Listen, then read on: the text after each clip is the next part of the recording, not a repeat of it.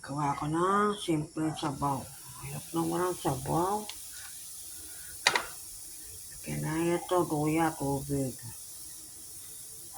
Kaya natin ang malunggay. Kaya mineral cubes na yun isa. Kalati lang. Ako lang naman ang mag-uulam yan. Cubes. Asin. Konting asin na yan. Ha? Konting Glisamix. Yan. Glisamix. Ito yun na. Tapos, lagyan natin ito. Yan ang malakas ang apoy. Lagyan natin ito para masaya. Oh. Diba? May ulam ka na. Meron akong tuyo dito.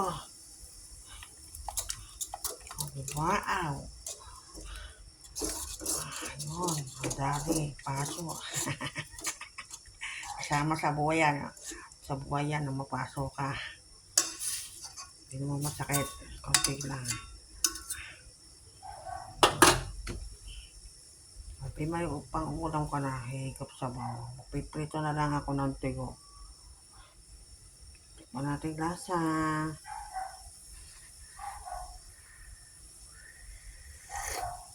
Sarap.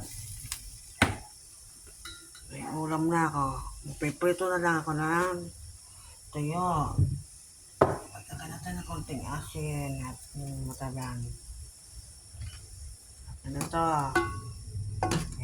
Sabaw na ako. Diba? Dali lang gumawa ng ulam kahit di ka pumunta palengke. Basta may tanim kang malunggay. Pero wala akong tanim malunggay. Nahihila ako. Sarap yun sa pagyan. Try niya to. May tuyo ako dito. Bye-bye.